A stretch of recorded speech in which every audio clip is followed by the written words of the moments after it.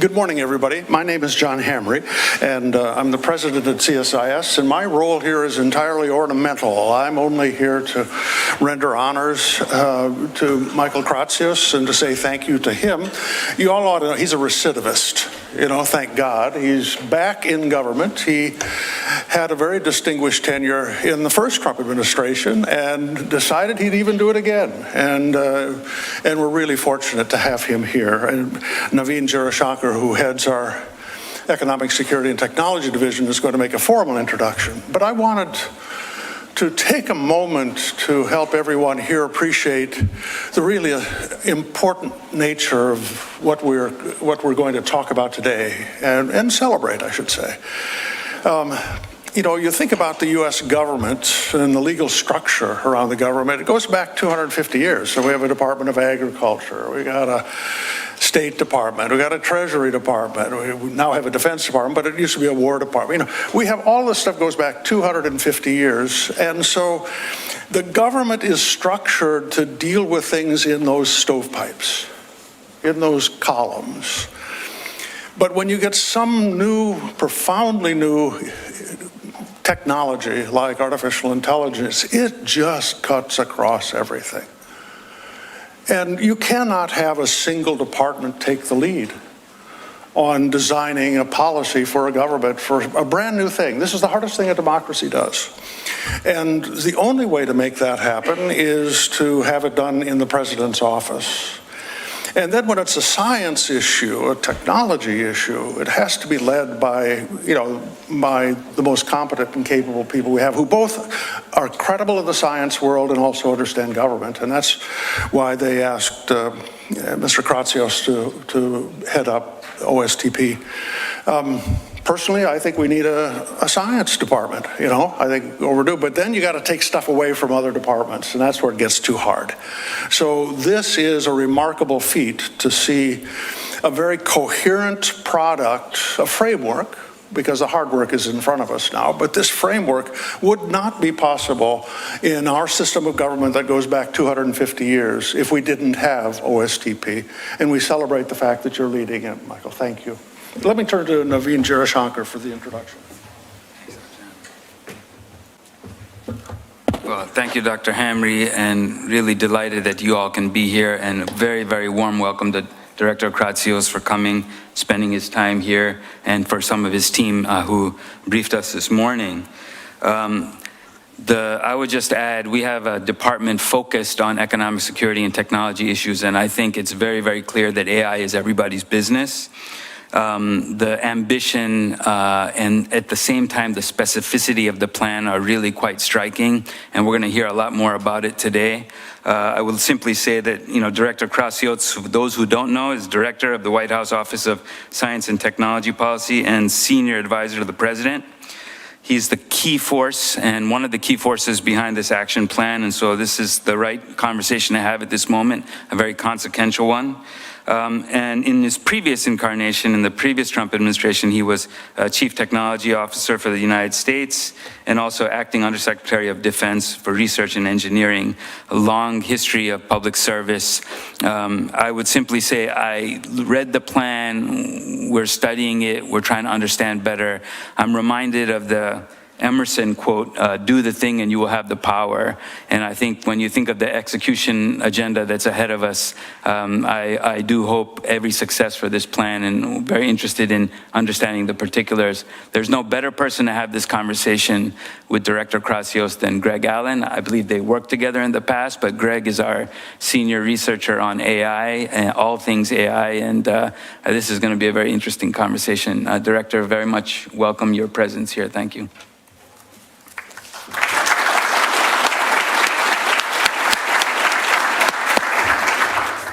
To be clear, they're clapping for you, not for me. So thank you all. I'm Greg Allen. You heard Naveen say that Michael and I had the privilege of working together. It's more accurate to say that I was like an insect in the Department of Defense, and he was kind enough to take an interest in my work from time to time from his previous perch in the Office of Science and Technology Policy. And I'm reminded of what former Secretary of Defense Ash Carter, the late Ash Carter, Carter said in his memoirs about the US political appointee system. You know, he said about 25% of political appointees are just completely out of their depth, and it was a mistake to put them in the job. 50% sort of muddle through, and 25% really nail it. And I knew from the first meeting I had with Director Kratsios that he was in that best 25% who really nail it. And we are grateful and privileged that he decided to return to public service, because he did have attractive alternative options, and yet he forsook those for the sake of the country. And one of the benefits of his choosing to do that is what we're going to talk about here today: the AI action plan and the 3 AI executive orders and the Trump administration's AI agenda for this second Trump administration.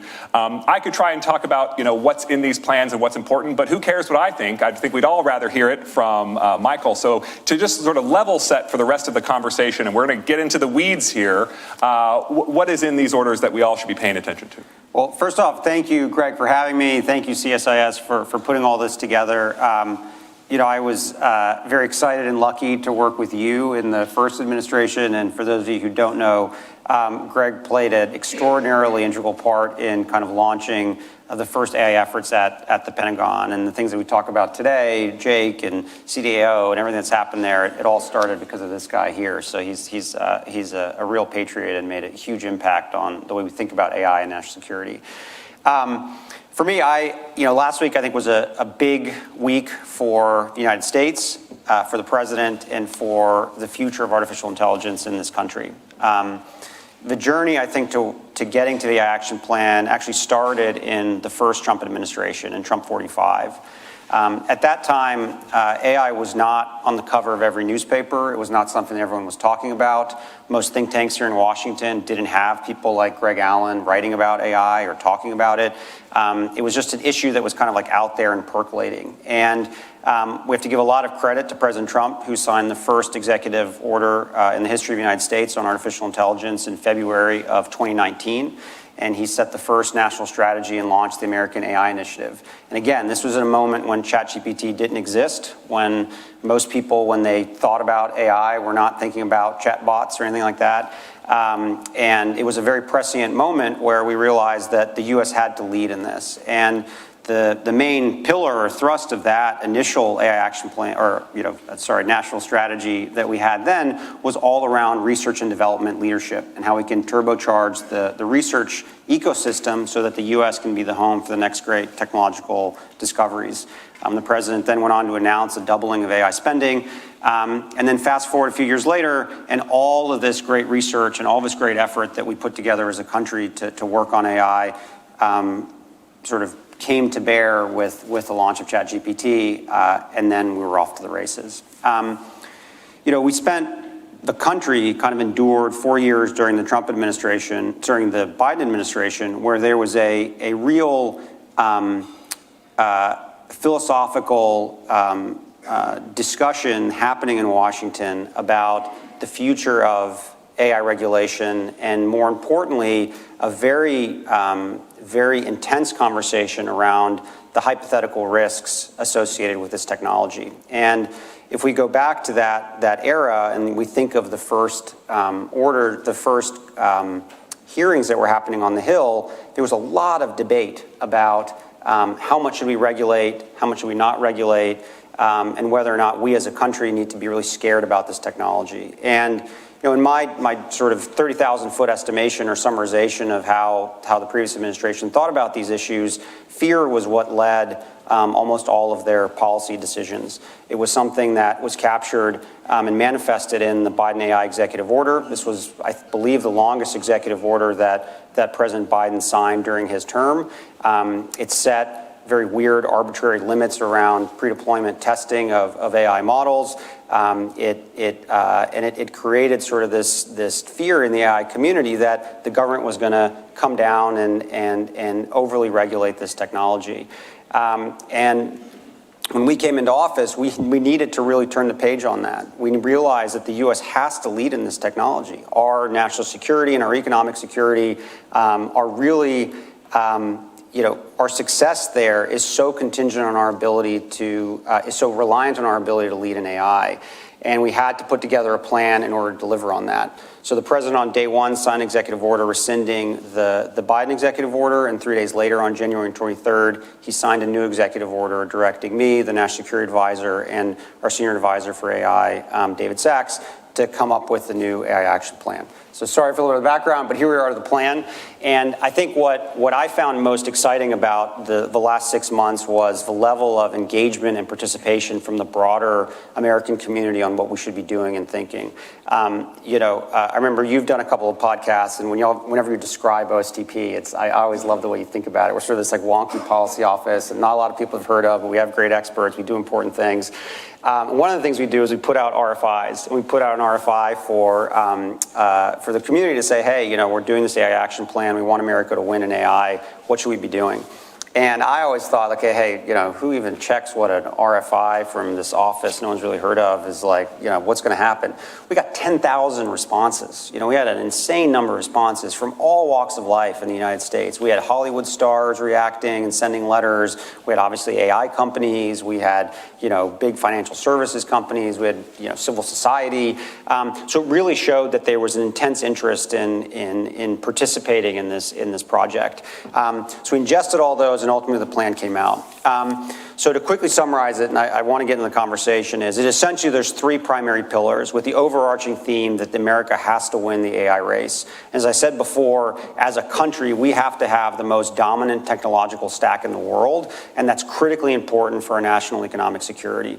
In order to do that, we have to do three things. The first is we have to lead on innovation. We have to continue to be the home for the next great technological discoveries in AI, and that means creating a regulatory environment that can allow these technologies to thrive in the United States, give certainty to our AI companies that they can continue to innovate, provide opportunities for small businesses and new startups to be able to innovate in AI without being scared of state-level laws, for example, and also continue to invest in the very critical R&D associated with the next discoveries.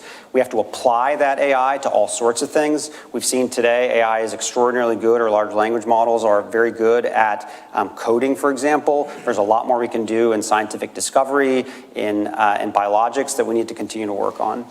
The second pillar is all about infrastructure. We know that the key ingredient to driving the AI revolution is going to be our ability to create the right amount of electricity and also create the data centers that are going to need to be powered to do all of this critical inference and training. So there's a lot of actions in the plan and the executive orders that talk about how we can unlock it. And the third pillar is all about AI exports.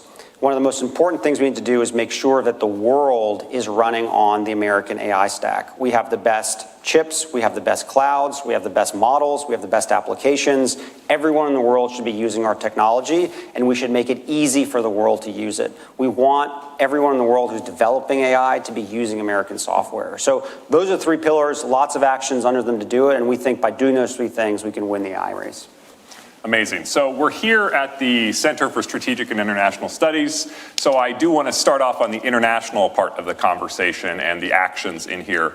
But before I do that, I just want to commend one thing about the action plan, which is, as a guy who had strategy in his title when I was at DoD, the typical government strategy document is not a strategy document. And you have a private sector background, so I know you appreciate what I'm talking about. It's a list of nice things that they wish would happen. Yeah. And this is an action plan. It's actually talking about things that we're going to do, the way in which we're going to pursue those goals, and even a willingness to accept trade-offs when we're going to do this and not that. And I think that's just entirely commendable. So on the international part, as you said, it's all about promoting AI exports. And the companion to the AI action plan element of this is, of course, the executive order, which is promoting the export of the American AI technology stack. So this is interesting because it's not just about an approach to promoting exports, it's actually an idea for combining different elements of the technology stack and making it a unified package that the government is supporting. So what was your motivation for pursuing that as a strategy for increasing exports? What was the problem you were trying to solve? Because just to put a hypothetical out there, there's a ton of demand for American technology all around the world. Somebody could make the case that, like, why do American companies need help? Like, the line is out the door and around the block for American AI technology. So what's the problem that you were trying to solve in in this executive order and with this part of the plan? Yeah, on the first point on the action plan, the language was extraordinarily deliberate. And when we were working on this executive order during transition, there was this whole debate about, do we do another AI strategy? Is that how we turn the page on the disaster that was the Biden EO or not? And I think that the reality was, no, we want actions. We want people to begin doing these as soon as possible. And we gave ourselves a tight timeline. I know 6 months sounds like a long time, but in government time, it's not a long time. And we really pushed hard to make sure we could get it out, and we're excited about that. The origin of the AI export idea, I think, comes back to even to Trump 45, when I spent far too much time as essentially the U.S. technology minister around the world, talking to fellow ministers, trying to convince them to rip and replace Huawei. And I had these very, very challenging conversations where, the West had technology which we perceived to be of higher quality, especially in the early years of the Huawei wars, and they still didn't want to buy it because the U.S. just was not able to create the environment and the packages necessary to export it out. And as we were, thinking about this issue over the last 4 years, what I kept coming back to is the issue that we face today is even more serious than the telecommunications problem that generally the West faces in the global South. If most countries around the world are running on an AI stack that isn't American and potentially ones of an adversary, that's a really, really big problem. What we have is, and why I think it's so acute, is that over time, the way that these essentially models will operate on a government level is all the government data that a government has is going to be ingested into models to provide citizen services, whether it's the way you pay your taxes, whether it's your healthcare records, whether it's small things like if you want to apply to, get a permit to go to a national park for a campsite. All of this stuff is going to be part of the AI fabric, and it would be a huge problem if the model that is fine-tuned to generate these AI solutions isn't from America. So we have to get out in front of it. And why we're at a better position today than we were with the Huawei issues of the late 2010s is because we actually have a U.S. alternative, and this time we have an alternative that is way better. We have the best stack. We have to always remember that. We have the best chips, we have the best models, and we have the best applications. So we're at a moment of extreme strength, and we need to be able to go out there, and the world wants to run AI. They want to be able to provide AI for their people and for their citizens. And the question is, how do we meet our customers where they are? And you go back to the stack question. Why did we think of it as a stack?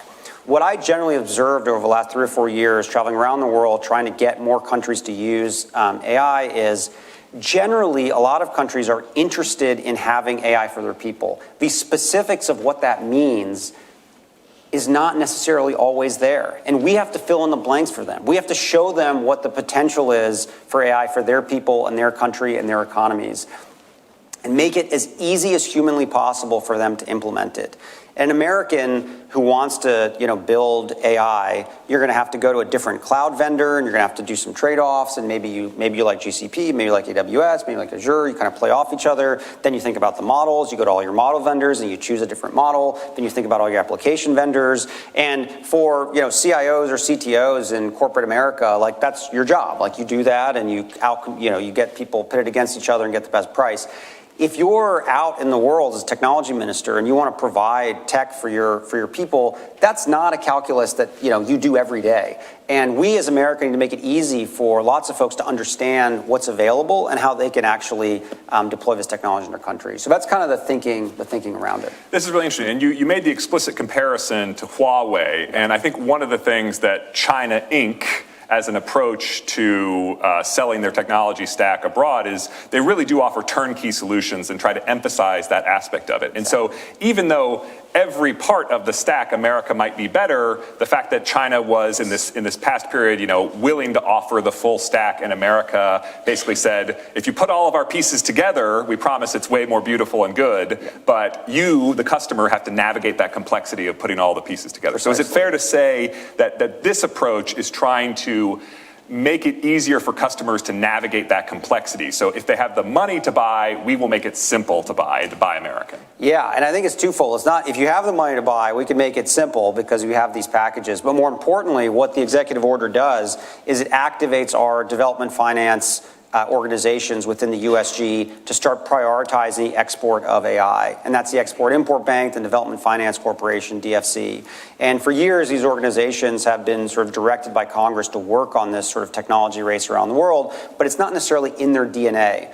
These development organizations for many years have been very good at doing sort of like hard infrastructure type projects. If you want to buy a plane, if you want to, financing for a port, like they know how to do that. They've done those deals over and over and over again.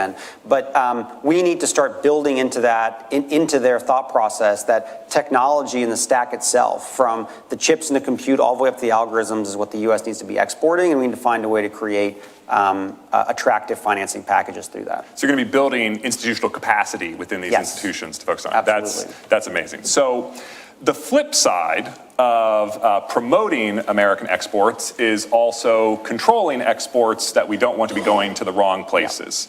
And the action plan really came very clearly and said, we want to strengthen enforcement of AI compute export controls. We want to strengthen enforcement of semiconductor manufacturing equipment export controls.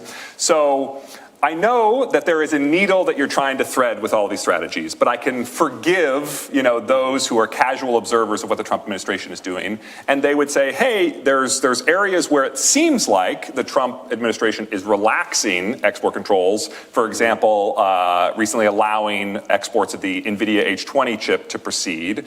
But then there's these other areas where they're strengthening export controls. So what is it you're trying to accomplish, and why are the basket of decisions that you've made sort of threading the needle that you're trying to thread? Yeah, what we talk about in the report, and we generally believe, is that the highest end semiconductors need to continue to be export controlled and not allowed into China. And that's important for our ability to maintain our leadership in this race. The restrictions that we put on some of the supply chain sort of behind the semiconductor manufacturing, some of these lithography machines in the first Trump administration, were probably one of the strongest actions that we ever took and most effective. The highest return on investment export control in the whole story. Absolutely. And those are still in place, and the action plan continues to contemplate whether there's other items that need to be thought about there. So for us, I think that's kind of the dichotomy we see. It's to continue to sort of make sure that the highest end chips are not making their way into China, and also think about the supply chain. The enforcement thing is really key, and I think we need to continue to do better as a country on being able to enforce this stuff. You can have the best export controls in the books, but if you're not able to effectively enforce them because you're resource constrained, that's a challenge. And I know Undersecretary Kessler, who runs BIS, and also Secretary Lutnick has talked about this. This is something that the Hill talks about a lot. We have to find ways to provide the tools that BIS needs to do the enforcement activities necessary. And I just want to commend you on this, because there's certain parts of this AI action plan that really do reflect the OSTP role in the interagency process and the NSC role in the interagency process.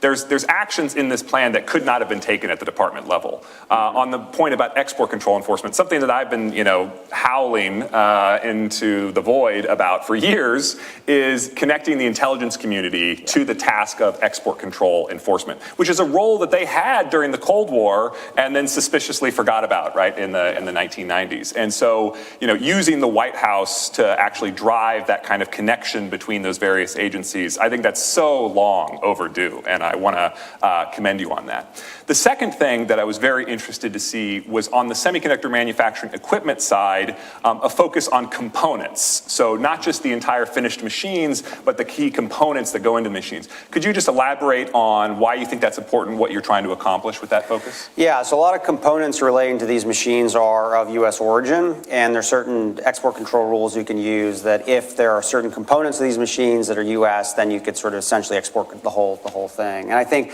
that opens up a lot more opportunity in thinking strategically about the types of machines and capabilities that you want to limit the Chinese access to. I think, again, we are in a race, and what's important is that we're not necessarily cutting everything off from China. I think what we're carefully thinking about is, as we're doing these trade-offs, what do we think is most important? And it continues to kind of be this balancing act. I think you saw it a bit with the H20s, but we continue again to kind of export the highest end things. Great. So H20s are chips that are going to be able to be sold legally into China under the revised policy. There's also the chips that are being illegally sold to China via smuggling. And the Trump administration rescinded the Biden administration's AI diffusion rule, but at least as I understand the messaging that's coming out of the department, they hated a lot of what was in the diffusion rule, such as country-level caps, but there was a focus on making sure that customers had appropriate protections in place to make sure that American intellectual property was protected, to make sure that chips that were sold weren't smuggling. And so the diffusion rule was rescinded, but my understanding is there's going to be forthcoming guidance about what the kind of protections that need to be in place for large-scale chip transactions to happen. And, President Trump in his speech on July 23rd said that we're going to maintain necessary protections for national security. So can you talk a little bit about where the administration is in developing what those protections are going to be? If we're going to sell these chips, how are we going to have confidence that that customer is not a Chinese front company? Because the Financial Times recently reported that in this year alone, there's over $1 billion of NVIDIA chip exports, and Undersecretary Kessler has talked about this being a problem, smuggled chips to China. So where are you in this story? Yeah, so I think just to clarify on the H20, it's not a free-for-all sale. So any sale that NVIDIA wants to make to China is one that's going to require an export license. So BIS has said publicly that they will be evaluating each of those license applications and weighing the costs and benefits. And the traditional restrictions of no military actors, no intelligence actors, those kinds of things will apply for those license decisions. You can imagine those would be contemplated. And then the security considerations when doing additional exports of chips around the world, I think they fall in a couple of buckets. I think the first thing that you think a lot about is the physical diffusion of the chips themselves. So, I think this one probably gets more airtime than it probably should. For those of you who have ever been to a large-scale AI data center, these aren't chips I have in my pocket. We're not talking about like a bag of diamonds or something. This is like a massive rack that's like tons in weight. You're not going to just put it on a forklift and back it into a truck or something. So the physical diversion of the chips themselves is something that you probably could very easily and conceivably monitor and track with just physically just counting, are they still there or not. The second piece of the puzzle is around the use of these ultimate data centers to do training runs or be accessed by actors who you don't want to be. And this is where sometimes you see PRC cutouts or other companies that sort of spring up but then want to do training runs on these machines. The thing we have to remember, especially in, what are we most worried about? Are we most worried about sort of small scale sort of inference runs for some Chinese app? Probably not. What you're most worried about is large scale runs that are for training sophisticated models that you would be worried about. And those are actually pretty easy to flag. Most people aren't doing multi-billion-dollar training runs on these training clusters. So I think between being able to have stringent and strong KYC requirements imposed on the people who are operating the data centers, married with monitoring for the scale and scope of the actual training runs, I think you're able to kind of piece together and identify actors. Great. Keeping with the international theme, but changing gears slightly, I want to talk about regulation and governance. So Vice President Vance, in his speech at the Paris AI Action Summit back in February, was pretty harshly critical of the EU AI Act and EU technology regulatory efforts that affect American companies more broadly. The actions that the administration is taking are framed explicitly as a light touch regulatory approach and really don't want to throw the baby out with the bathwater as we try and ensure safety and efficacy in AI. But at the same time, we've seen that some American companies have already announced that for their large language models, for their general purpose AI systems, they are going to abide by the EU AI Act Code of Practice. Yeah. So where is the administration on its thinking about how to engage with these international AI regulatory frameworks? Yeah. And does that affect anything that you're trying to accomplish in the AI action plan? Well, the EU stuff is particularly disappointing. So it's funny, if you ever look on sort of the EU Commission's Twitter, they have a lot of pride in leading the world in tech regulations, which I find amusing. And they initiated all of this effort around the EU AI Act many years ago, before sort of large language models are what they are today, the way that we can evaluate them, the way we can think about them. They still use very sort of antiquated, sort of high risk, low risk buckets, all sorts of stuff. And their inability to actually implement the act itself has led to this new phase of thinking around this sort of like code of conduct that they want people to agree to. And they essentially have our American companies like over the barrel of a gun saying, like, look, if you don't sign up for this code of practice and this like much more stringent, thing we haven't really defined is going to come after you, which is the EU AI Act. So I think it's very unfortunate that they're using these tactics, and they have a big market, so our companies want to be able to access those markets, and it's very unfortunate to kind of see it play out. I think what we try to do in the United States is be able to show that there is an alternative to that sort of precautionary principle-driven mode of AI regulation, and that's what we're building here in the United States. The key thing that, I think the very key fundamental distinction between the way that the Europeans view AI regulation and we do as administration is the Europeans continue to think of it as a singular AI regulation that is sort of horizontal and crosses everything. It is just like AI rules.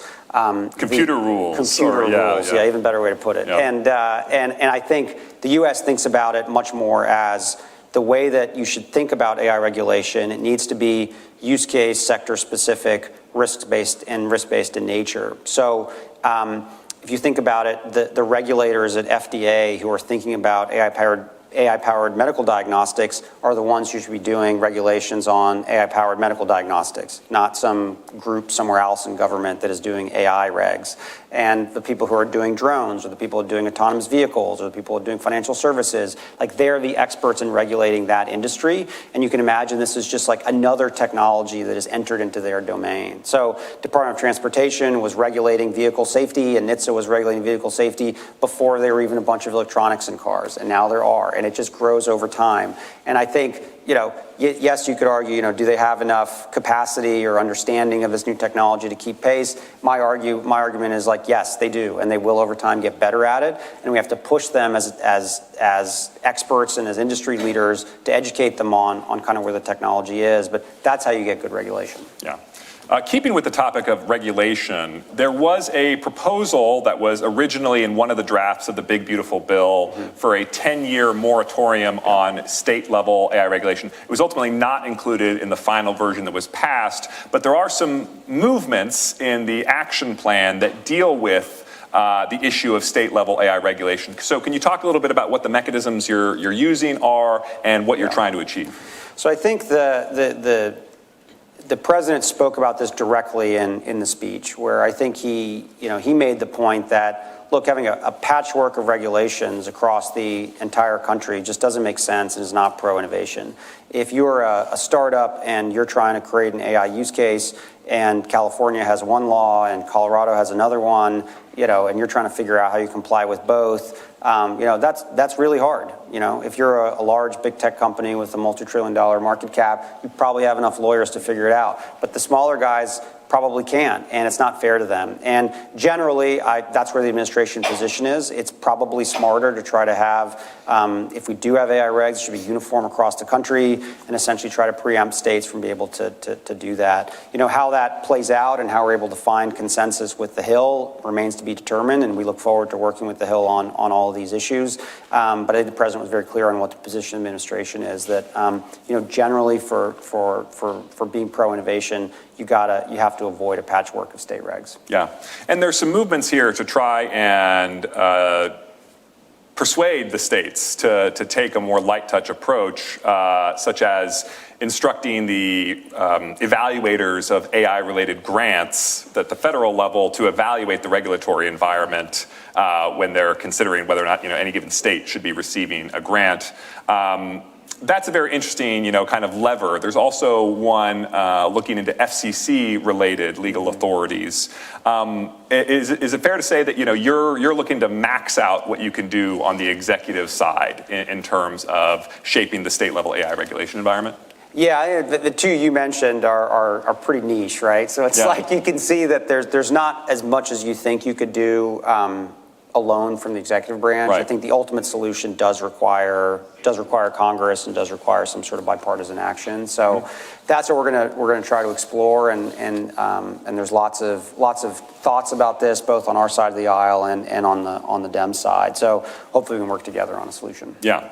So as President Trump said in his speech, we want to have rules, but they have to be smart. We've got to get rid of some of the regulation, but we want good regulation. You talked about the intersection of AI and the FDA for medical devices, of course. One area where the AI action plan actually goes into some detail is the intersection of AI and CBRNE risks, CBRN risks, so chemical, biological, nuclear, radiological, and also has some actions being taken around the intersection of AI and biosecurity. Yeah. This is something that a lot of folks in DC have expressed concern about. I should plug, as a classic think tank schlub, I have a paper coming out on this topic next week on the intersection of AI and biosecurity. But I wanted to ask you, what do you see as the risks that the administration is interested in on these issues, and what are the mechanisms where you're trying to mitigate them? Yeah, well first, I think I think it's important that the federal government has a very important responsibility to be evaluating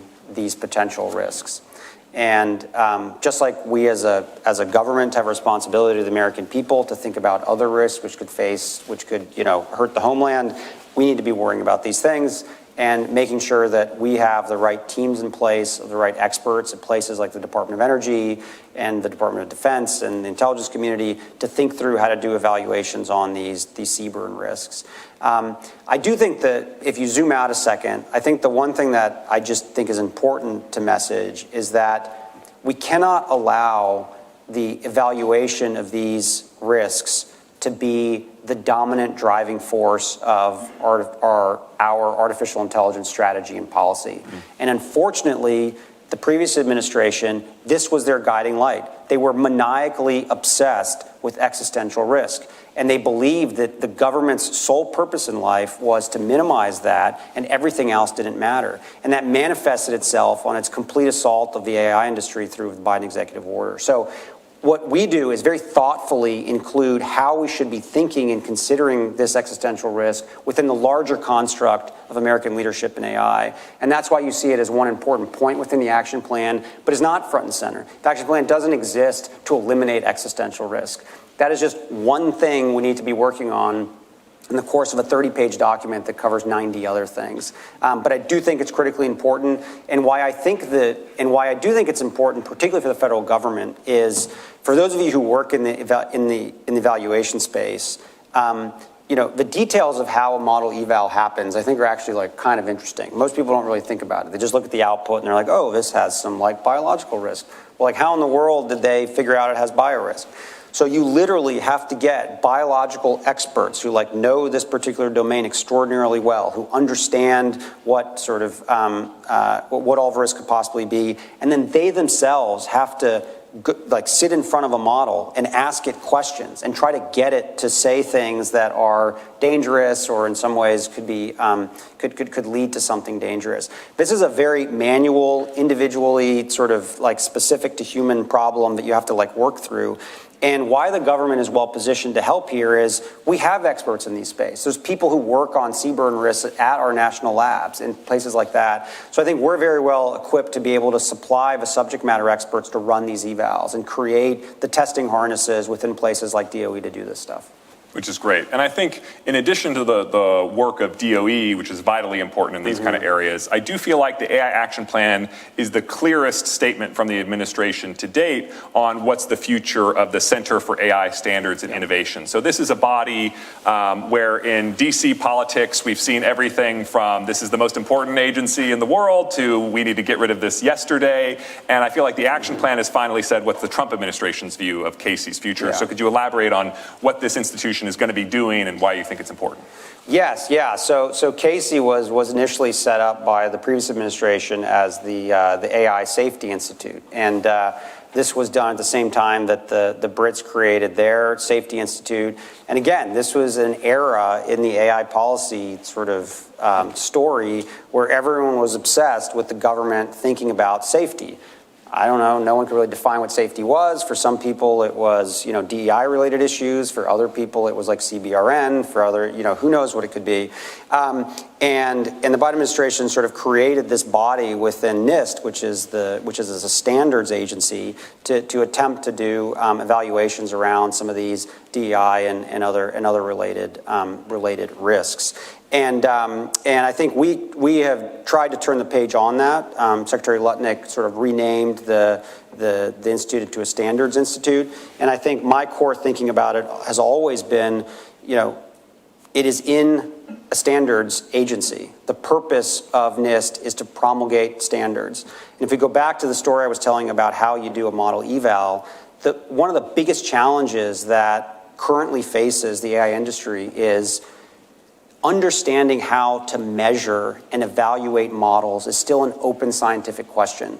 Currently, sort of the state of the art is literally having a biologist ask questions to the model and see what comes back. Like that provides you some answer, but is that scalable? Is that something you could standardize across the entire world and create some sort of coherent multi-country understanding of what the best practices are for doing evaluations? All those are open metrology questions. And if you think about what role does NIST have or what role does Casey have, it's all about understanding the measurement science of models. And that is what we're excited for NIST to be working on and to be able to share with the world how you actually can measure a model. And once you do that, that's really valuable to industry. If you're in financial services and you want to deploy a model and make sure that client or customer data isn't being siphoned off by the model, whatever, NIST standards around how you do a model eval could be super valuable and you being comfortable in that decision.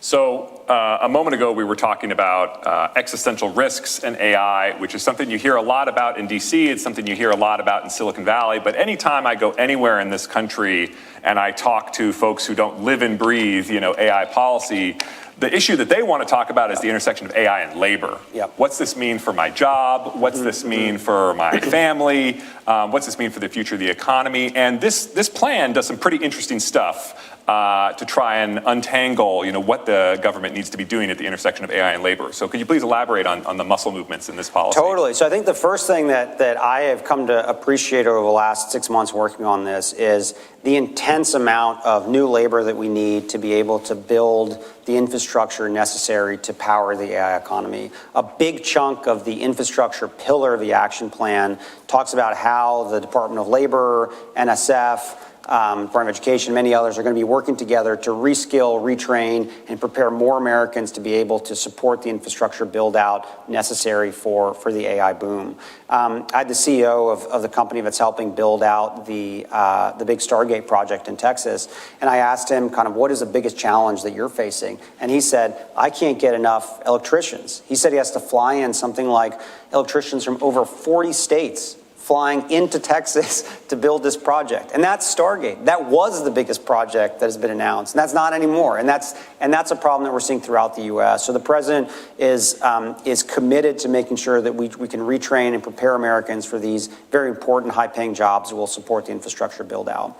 The second piece is around how Americans will be using artificial intelligence in the jobs that already exist. And SBA Administrator Loeffler gave a great talk at our AI Summit last Wednesday, where she talked a lot about the data that her agency is seeing on how small businesses are embracing artificial intelligence. The biggest challenge that small businesses have in the U.S. is being able to find reliable employees, and recruiting is really hard. And for them to scale and grow their businesses, AI provides incredible leverage to the people that are in these small businesses to allow them to grow.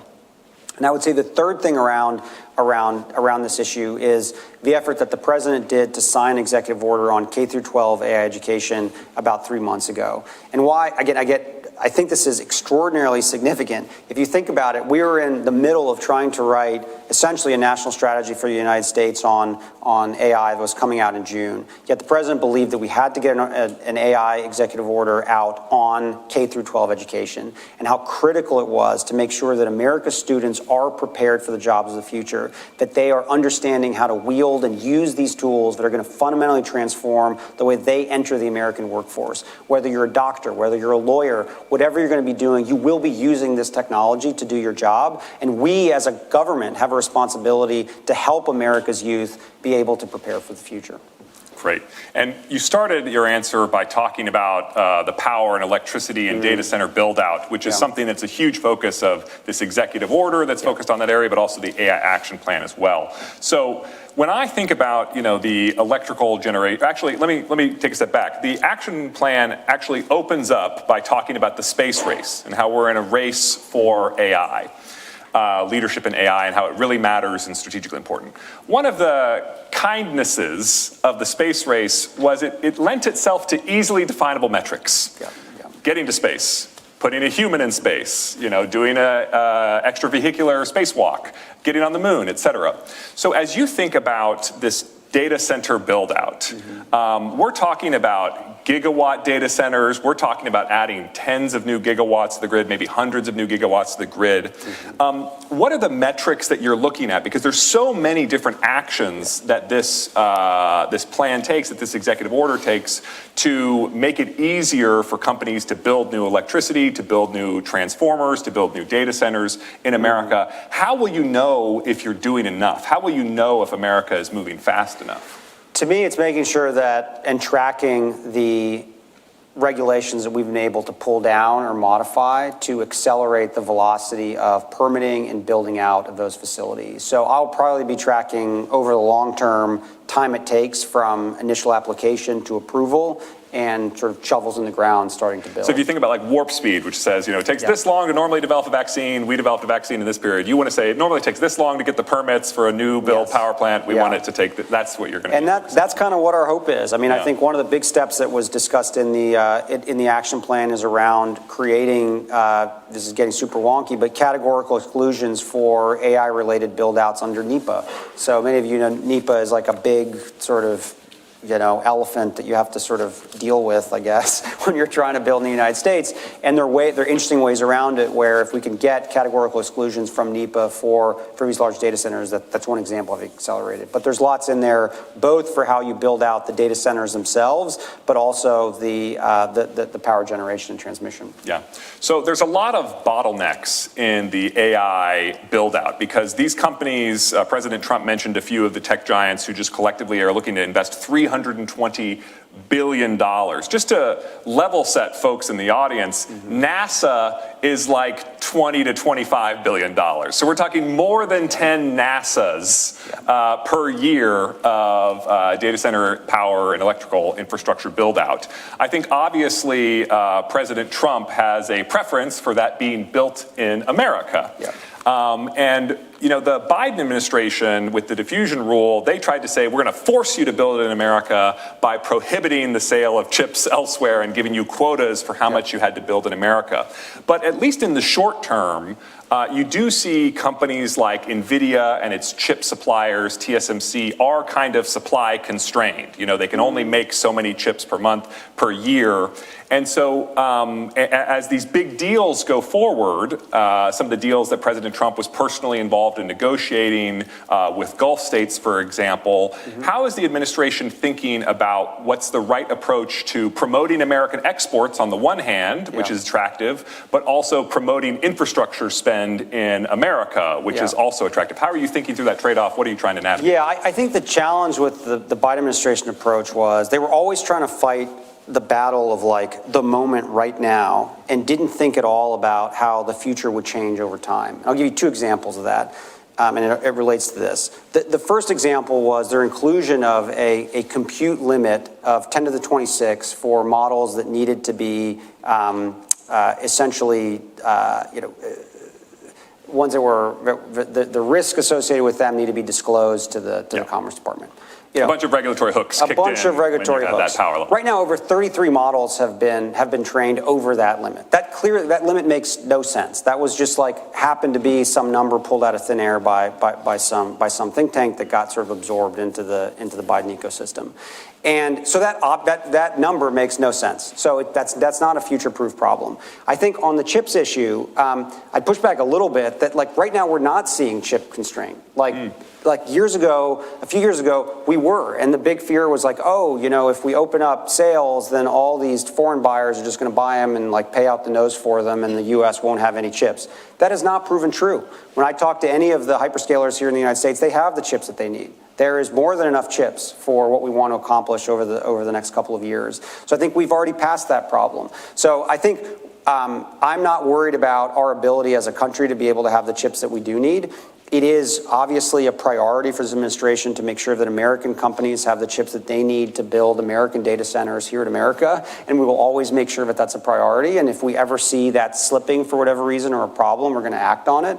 But generally speaking, that hypothetical sort of like chip constraint that we were seeing before is not really the true. bottlenecks you're more focused on are electricians, permitting, those kind of bottlenecks. Yeah. Yes. Yeah. And it's fair to say that wherever you identify bottlenecks to the build out of this infrastructure, you want to use whatever tools you have to go after them. Yes. And if anyone in the audience knows the bottleneck or has run into one, just let me know. Yeah. We're ready to tackle it. So I think you've described this package of executive orders in one of your earlier speeches as really making the most of the executive authorities available to you. But you started by saying that there's some areas where you do need Congress's help. Yeah. So could you just talk about to the extent that you are ready to talk publicly about the Trump administration's AI legislative agenda, whether that's an appropriations, because some of these ideas that are listed as an explore type action, if you go forward with them, presumably would require some kind of appropriation. Other ones might be exercising authorities where additional authorities would be helpful. So what are some of the legislative priorities to the extent that you're ready to share at this stage? I don't think we necessarily have any priorities, but I think there's a category of work that obviously the Hill needs to be involved in. Anything related to preemption is something that's going to be mostly in their court instead of ours. And we look forward to working with them to kind of think through some of those preemption issues. Obviously, the use of the fair use issue of copyrighted materials and the training of large language models was something that the president brought up in the speech. There's not a lot the executive branch can do on that. Understanding and interpreting what fair use is now sitting in the courts. But that's obviously something that if the Hill wants to think about, that's an area that they, although quite controversial, is an area that they could potentially try to tackle. I think if with the reforms that we've made to Casey, there is obviously an opportunity for the Hill to think about how to legislate on the Standards Institute and give it sort of statutory cover for some of the actions that we want to be doing long term. And to me, I continue to always think about R&D funding and the way that we can prioritize AI-related funding across NSF and lots of other agencies. Director Michael Kratsios, we've been so fortunate that you were willing to take time out of what I'm sure is an incredibly busy few weeks, not that you really have any calm weeks this year, but taking the time to spend it with us at CSIS. And I want to congratulate you and congratulate the administration on this package of AI policies, which not only give us at the CSIS a lot to think about and do, but I think are really an important move for this country. So thank you and congratulations. And please join me in thanking. Thank you for having me.